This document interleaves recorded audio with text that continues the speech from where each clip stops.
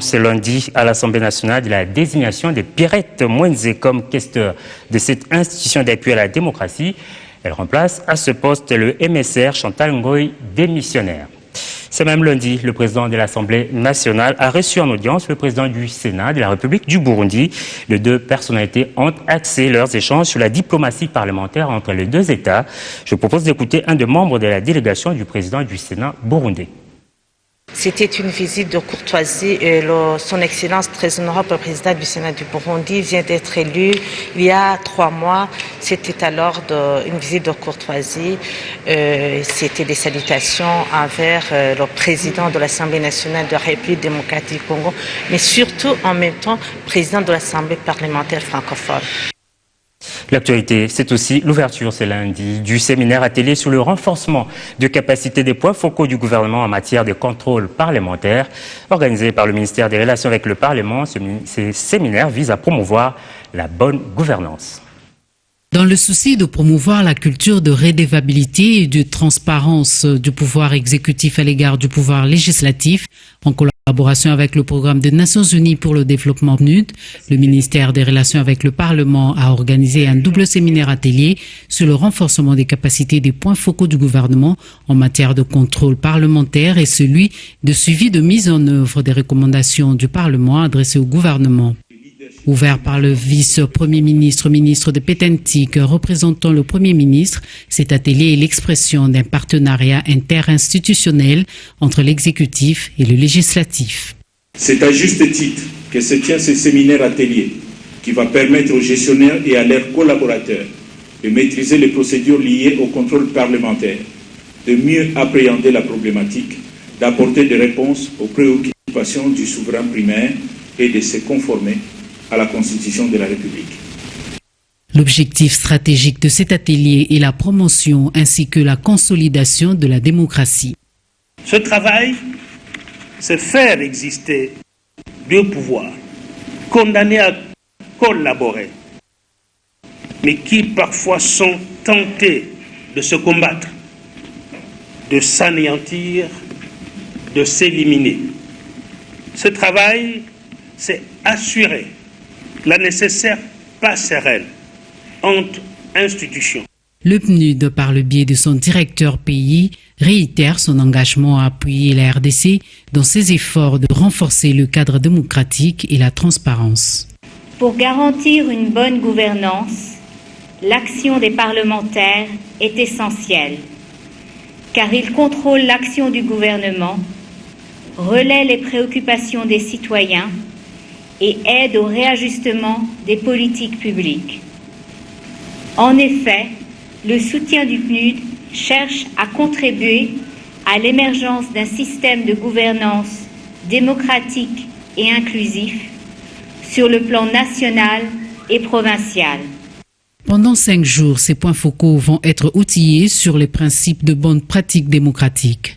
Et au sortir de cet atelier, ils vont œuvrer pour le maintien de la cohérence entre les pouvoirs exécutifs et législatifs. Autres assises ouvertes ce lundi à Kinshasa, ce sont celles d'information et de partage pour le développement du SIG et de la carte scolaire numérique. Cette formation s'inscrit dans le cadre du projet de renforcement des systèmes du développement humain sous le financement de la Banque mondiale. Les acteurs informatiques intervenant dans le secteur de l'éducation en RDC seront désormais outillés sur le système d'information numérique que leur offre l'UNESCO. Cette institution a organisé un atelier sur le développement du système de gestion de l'information du programme d'éducation et cartographie des écoles par le GIS. Cette formation de 3 jours a pour objectif de renforcer les capacités des acteurs au niveau tant central que provincial en vue d'internaliser des applications conçues pour le développement du SIG et de la carte scolaire numérique. Comme vous le savez, le diagnostic préalable qui avait permis de constater que le système d'information actuel du secteur de l'éducation permet, à la suite d'un long et coûteux processus, de publier les annuaires statistiques des 3 ministères. Dans 4 ministères, en tenant compte du nouveau ministère de l'enseignement technique et professionnel en charge de l'éducation. C'est donc pour cette raison que le ministère a confié l'assistance technique à l'organisation pour accompagner le secteur dans son ensemble dans l'utilisation des technologies d'information et de la communication pour la production et la dissémination des données statistiques au travers donc de ce projet qui bénéficie du financement de la Banque mondiale. L'utilisation des TIC dans la production des données statistiques s'avère indispensable dans le système éducatif actuel. Je vous le disais à l'ouverture, le calme est revenu à l'Institut national de bâtiments et des travaux publics. La tension était vive ce matin dans ce campus et même dans ses environs. Pour cause, les étudiants protestaient contre la hausse du prix des frais académiques. Et lors des échauffourées, Francine Bichi, journaliste à la RTVS 1, média émettant à Kinshasa, a été copieusement tabassée alors qu'elle exerçait son travail. Contacté, le chef de la rédaction de cette chaîne déplore cet acte de vandalisme. C'était le matin. Comme d'habitude, Francine Bitti, journaliste et reporter à la RTVS 1, se rendait au travail. Et elle est arrivée, je crois, au niveau de Jean 23, par là. Et elle a vu qu'il y avait des étudiants de l'IBTP avaient barré la route. Et puis, ils avaient brûlé des pneus. Elle descend de sa voiture pour s'enquérir de la situation. Elle avait sa tablette. Voulait prendre des images et puis interroger les étudiants, pouvoir répercuter en fait l'information, savoir ce que les étudiants voulaient. Et c'est là que les étudiants ont commencé à la tabasser, ils lui ont ravi sa tablette, elle s'est retrouvée par terre, ils lui ont même marché dessus. Et gloire à Dieu, il y a un collègue caméraman, Francis Kassongo, qui passait par là, qui lui a porté secours. Aux dernières nouvelles, la vie de notre consoeur n'est pas en danger. Poursuivons ce journal, c'est parti pour 5 jours d'échanges et de partages scientifiques. Le 4e congrès des anciens de la faculté de médecine de l'université de Kinshasa ouvert se porte ce lundi. À Kinshasa, une rencontre qui réunit près de 800 médecins venus de la RDC et du monde. Thème retenu, les urgences médico-chirurgicales. Christian Longo pour le reportage. Les urgences médico-chirurgicales sont au cœur du 4e congrès des anciens de la faculté de médecine de l'université de Kinshasa. Véritable cadre d'échange pour prévenir notamment à l'instauration de la prise en charge optimale des patients en RDC. Urgence médicale et chirurgicale est un thème qui est choisi en consensus avec tous les membres qui s'échangent autour du site de l'AFMED. Donc il y a une discussion qui est lancée, il y a beaucoup de gens qui proposent d'autres thèmes, et à la fin, on finit par s'entendre sur un thème commun. Plus de 800 scientifiques de la médecine, de la RDC, de l'Afrique et du monde prennent part à cette rencontre. Il est donc important à l'issue de ces assises que vous puissiez nous donner des recommandations sur les gestes à poser, sur la conduite à tenir face à certaines urgences récurrentes, notamment qu'il s'agisse des AVC ou d'autres urgences, notamment en cas de diabète ou d'autres urgences, qui est une sorte de revue d'actes, une sorte d'ordinogramme, comme ça se fait dans certains milieux, de sorte que nous puissions vulgariser cela jusqu'au coin les plus reculés de la République. Parrain de cette activité, le président de l'Assemblée nationale, Obé Minakou, dit attendre beaucoup de ces assises. Vous aussi, monsieur le ministre de la Santé, monsieur le président de l'Assemblée nationale, qu'il y a une bonne part de votre responsabilité. Humblement, je vous dirais que nous sommes ouverts au ministère, nous sommes ouverts, réfléchissez librement. Et en ce qui concerne les tâches d'ordre structurel, qui sont généralement nôtres, n'hésitez pas à nous prodiguer des conseils. Des recommandations sont donc attendues d'ici la vente lors de la clôture de ces 4e congrès. Promotion de l'entrepreneuriat des jeunes, des particuliers s'y investissent, cas de l'entreprise pétrolière Total qui vient de lancer le concours Startupper. Ce challenge vise à promouvoir les projets de développement innovateurs initiés par des jeunes Congolais. Le lancement est intervenu ce week-end lors d'un point de presse. Fezamika pour ce reportage. Startupper de l'année, Premier coup d'essai et un coup de maître signé Total. La pétrolière va à la recherche du meilleur concepteur en s'engageant ainsi à susciter l'émulation au sein des jeunes entrepreneurs au moyen d'un challenge. Une première en République démocratique du Congo lancée lors d'une conférence de presse animée par le staff dirigeant de la firme. Le challenge identifiera, primera et accompagnera les meilleurs projets de création ou de développement. Pour y parvenir, Total devra compter sur l'expertise des 18 membres de jury, profil d'un modèle de réussite et du professionnalisme dans l'entrepreneuriat, ayant pour mission de sélectionner les candidats qui répondront aux critères du start-upper. L'élément essentiel, c'est quand même le fait que ce soit des projets qui tiennent la route, qui puissent avoir un avenir, qui soient quand même innovants, qui créent des emplois, parce que, encore une fois, le but ultime de cette mise en évidence, c'est de s'apercevoir que dans le monde économique d'aujourd'hui, on ne crée vraiment d'emplois, non pas en disant qu'il en faut, mais en créant des petites entreprises qui en mettent en place. Et donc, c'est ces gens-là qu'on veut voir émerger. Les challenges start-upers de l'année par Total s'inscrit dans le cadre de la politique globale de ce géant mondial du pétrole et du gaz de soutenir le développement socio-économique de tous les pays où est implanté le groupe. On a toujours eu beaucoup d'activités sociétales parce qu'on a toujours été convaincus qu'on avait une responsabilité sociétale dans tous les pays où on travaille. Ça concerne des axes bien précis parce qu'on n'en sort pas et qu'on ne veut pas s'éparpiller.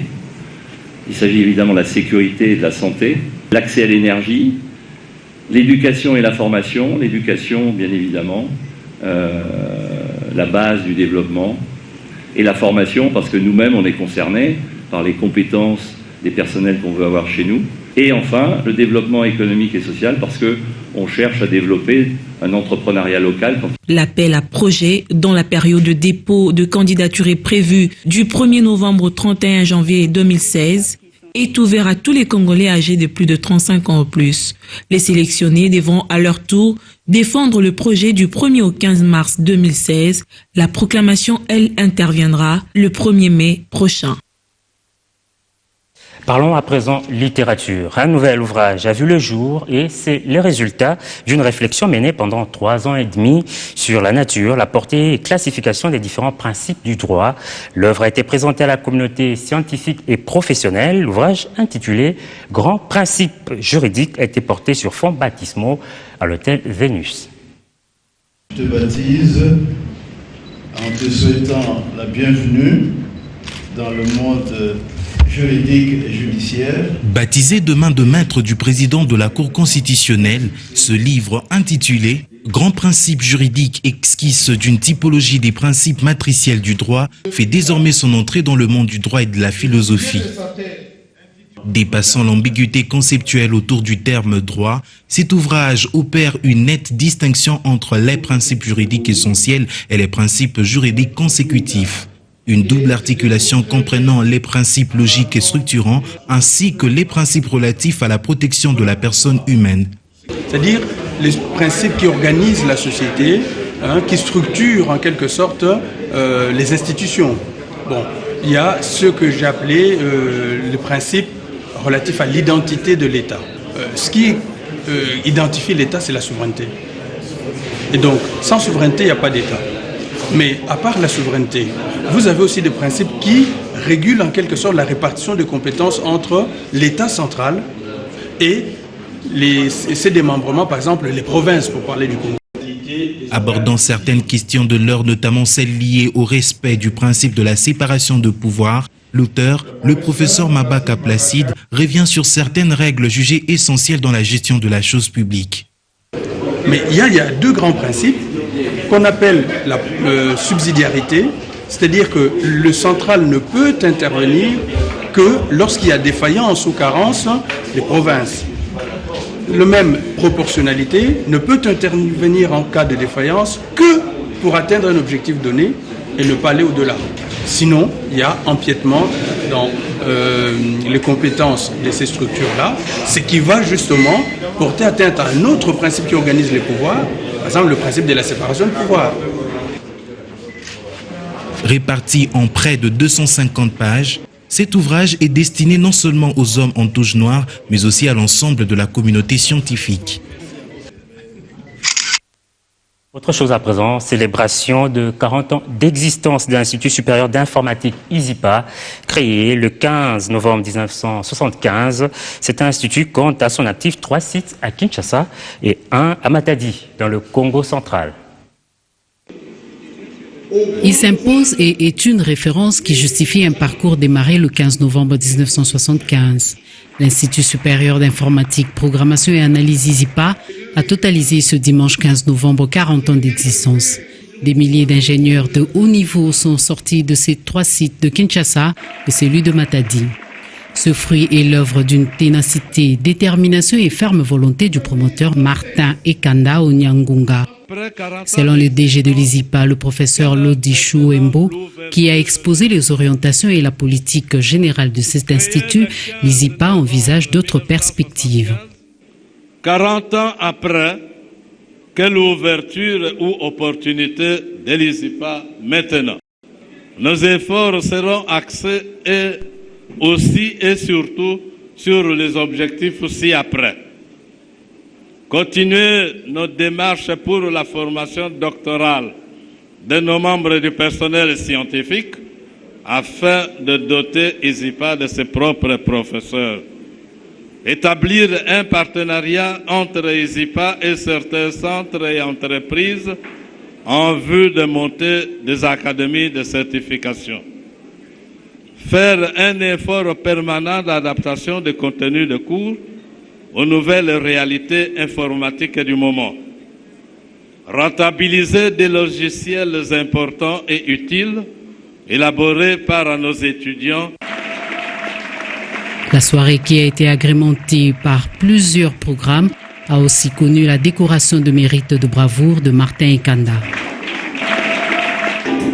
Riche en événements, la soirée a aussi été couronnée par le défilé des mamans 100 kilos de 8 pays africains dans la RDC et aussi quelques prestations musicales. Nous allons à présent nous rendre à Goma où l'on parle de l'unité des artistes et musiciens chrétiens. C'est d'ailleurs l'essence du concert organisé le week-end par le duo Centre culturel chrétien et la structure Un jour nouveau du pasteur Camille Toto. L'idéal est d'aboutir à l'unité des artistes pour la paix. L'objectif de ces concerts est d'arriver à l'unité des artistes et musiciens chrétiens de Goma après de longues périodes noires, affirment les organisateurs. C'est seulement parce que ça rentre dans le cadre de la mission du CCC. Nous voulons créer dans la ville de Goma un cadre de louange et d'adoration qui soit universel au fait pour toutes les églises, pour tous ceux qui s'appellent adorateurs et qui veulent bien le faire avec le Seigneur Jésus. Et c'est dans ce cadre-là. Et nous croyons qu'à travers ce cadre de louange et d'adoration, c'est aussi un moyen par lequel nous pouvons inviter tous les jeunes, tous les membres de certaines églises de la ville de Goma en particulier, mais en général le Nord Kivu, de manière à ce que ce cadre soit permanent, avec des programmes permanents. Les gens savent que chaque tel jour, nous serons invités, nous serons à tel endroit pour adorer les seigneurs. Pour certains musiciens, de telles initiatives sont à encourager. La journée d'aujourd'hui a été une journée de louange et d'adoration. On s'est dit que la vie de Goma a toujours été meurtrie, avec des guerres, avec des rébellions. Et au niveau de la musique, il n'y avait pas l'unité. C'est pour cela que nous nous sommes dit non, il faut qu'on puisse réunir tous les musiciens de la vie de Goma pour qu'on puisse rendre gloire à ce Seigneur qui nous a prêté vie, qui nous a gardés. On a essayé d'appliquer les armes, ça n'a pas tenu. Et maintenant, on veut instaurer le trône des dieux. Nous savons que chaque fois que le trône des dieux règne quelque part, il n'y a plus de guerre, il n'y a plus de violence. C'est pourquoi nous avons dit « Let Goma worship », que la ville de Goma puisse adorer et qu'on puisse faire descendre le trône des dieux ici. Ce concert a été organisé par le duo Centre culturel chrétien CCC en sigle et l'ONG Un jour nouveau du célèbre pasteur Camille Toto.